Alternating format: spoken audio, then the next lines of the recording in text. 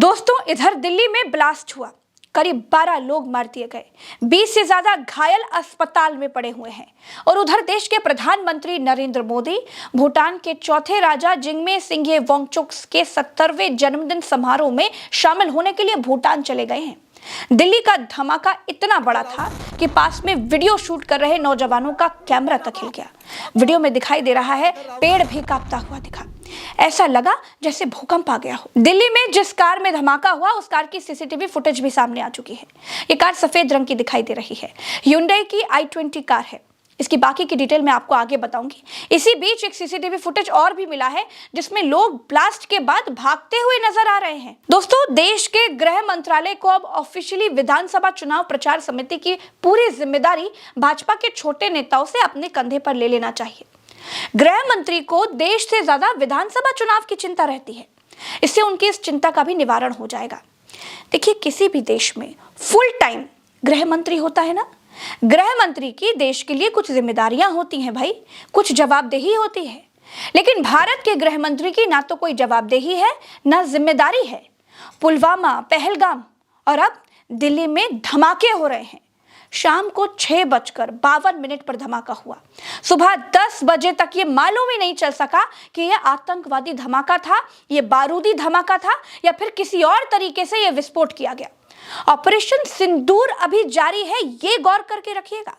सरकार ने किसी भी आतंकी हमले का जवाब उसी भाषा में देने के लिए प्रॉमिस किया है। यह आतंकवादी घटना है, इसे 15 घंटे में अभी तक कंफर्म नहीं किया जा सका है। 15 घंटे में चुनाव पलट देने वाले ये लोग 15 घंटे में ये नहीं पता चला पा रहे हैं कि आखिर कार में धमाका सीएनजी पीएनजी से हुआ या फिर बारूद से हुआ। दिल्ली में जिस जगह पर धमाका हुआ वो लाल किला मेट्रो स्टेशन के गेट नंबर 1 के पास है। कार में सोमवार शाम 6:52 बजे धमाका हुआ। इसमें 2 महिलाओं समेत 10 लोगों की मौत हो चुकी है। इस धमाके में 24 लोग घायल हैं। अब बात तफसील से उस कार की कर लेते हैं जिसमें ब्लास्ट हुआ। दोस्तों, ब्लास्ट से ठीक पहले का सीसीटीवी फुटेज सामने आ गया है जिसमें एक सफेद i20 कार पार्किंग से निकलती हुई दिख रही है। इसमें आतंकी डॉक्टर मोहम्मद उमर के होने का शक जताया जा रहा है। पुलिस का कहना है कि उमर फरीदाबाद मॉड्यूल का हिस्सा हो सकता है। क्या उमर भी ब्लास्ट में मारा गया? ये जानकारी अभी नहीं है। कार में सवार 3 लोग कौन थे, इसका जवाब नहीं है। अगर ये फिदाइन हमला है, 3 फिदाइन जान देने के लिए एक कार में क्यों थे, इसका जवाब मिलना बाकी है। पुलिस अभी हवा में ही तीर चला रही है।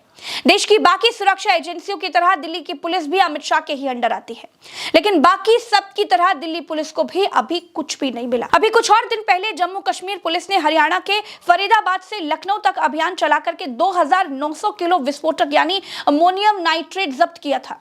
पुलवामा में 300 किलो विस्फोटक घूमता रहा, किसी को कुछ मालूम नहीं चला। देश में हरियाणा से लखनऊ तक विस्फोटक कहां से आ रहा है? क्या गृह मंत्रालय के पास कोई जवाब है? नहीं। कुल मिलाकर दोस्तों, अभी तक इतना मालूम है कि दिल्ली में विस्फोट हुआ है, लोग मारे गए हैं। किसने किया, क्यों किया, कैसे किया, इसकी कोई जानकारी नहीं है। जिस व्यक्ति डॉक्टर उमर की बात ब्लास्ट में शामिल होने की निकल करके आ रही है उसे फरीदाबाद मॉड्यूल का हिस्सा बताया जा रहा है। दिल्ली पुलिस ने लाल किले के पास हुए विस्फोट को लेकर के यूएपीए के तहत एफआईआर दर्ज कर ली है। सुरक्षा एजेंसियां आत्मघाती हमले के एंगल से जांच कर रही हैं। मौके से आरडीएक्स के सबूत नहीं मिले हैं। मरने वालों की उम्र 21 से 58 साल के बीच है। इनमें से 2 शवों की पहचान हो चुकी है। धमाके में लोग बहुत बुरी तरीके से जल गए हैं या कुछ के शरीर के टुकड़े दूर दूर तक बिखर गए हैं।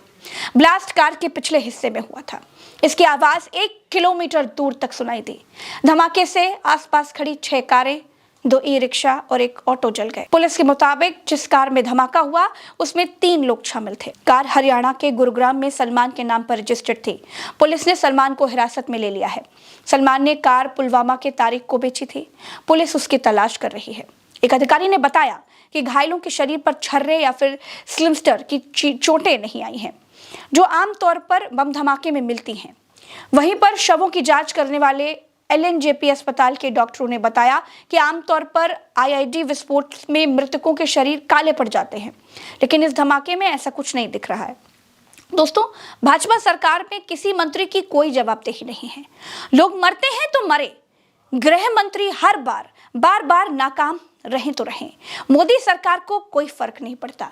यही बात प्रियंका गांधी ने संसद में उठाई थी। राजनाथ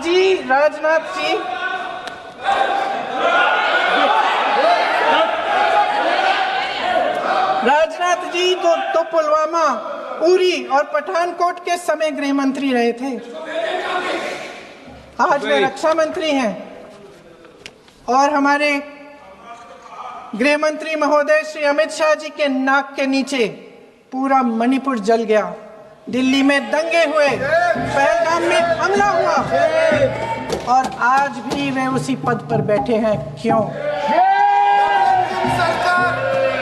अध्यक्ष महोदय, बमबारी से अखबारों के हेडलाइन बनते हैं, मगर कहानी सुरक्षा में की चूक में भी है। आज देश खोखले भाषण नहीं सुनना चाहता, देश जवाब। और राजनाथ सिंह ने एक बार एक सवाल के जवाब में कहा था कि हमारी सरकार में त्याग पत्र नहीं होते हैं। नए इसमें मंत्रियों के त्याग पत्र नहीं होते हैं भैया, वो यूपीए गवर्नमेंट नहीं है, एनडीए गवर्नमेंट है। राजनाथ सिंह जी सर, और एक मिनट हम ऐड कर दें कि हमारे जो मंत्री, जो उनके मंत्री करते थे वो करते भी नहीं है, ये भी जान लीजिए। दोस्तों, दिल्ली बम धमाके पर राहुल गांधी ने लिखा कि दिल्ली के लाल किला मेट्रो स्टेशन के पास हुए कार विस्फोट की खबर बेहद दर्दनाक और चिंताजनक है। इस दुखद हादसे में कई निर्दोष लोगों की मृत्यु का समाचार अत्यंत दुखद है। इस दुख की घड़ी में अपने प्रियजनों को खोने वाले शोक संतृप्त परिवारों के साथ मैं खड़ा हूं और उनको अपनी गहरी संवेदनाएं व्यक्त करता हूं।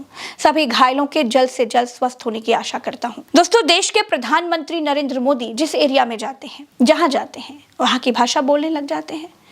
बिहार में भोजपुरी में कट्टा तमंचा वाला गाना गाने लग जाते हैं, लेकिन दिल्ली धमाके पर अमित शाह को टैग करते हुए अंग्रेजी में ट्वीट किए हैं और लिखे हैं, आज शाम दिल्ली में हुए विस्फोट में अपनों को खोने वालों के प्रति संवेदना, घायलों के शीघ्र स्वस्थ होने की कामना करता हूं। प्रभावित लोगों की सहायता अधिकारी कर रहे हैं। गृह मंत्री अमित शाह जी और अन्य अधिकारियों के साथ स्थिति की समीक्षा की। इस देश के प्रधानमंत्री ये ट्वीट करके भूटान चले गए। क्यों? क्योंकि उनको भूटान के राजा का जन्मदिन मनाना था। एक बात कहूंगी दोस्तों, आप नोट कर लीजिएगा, ये वही प्रधानमंत्री हैं जो बिहार में 25 साल पुराना जंगल राज याद दिला रहे थे और देश की राजधानी दिल्ली में बम फूटा, इतने लोग मर गए और मोदी केवल ट्वीट करके चले गए।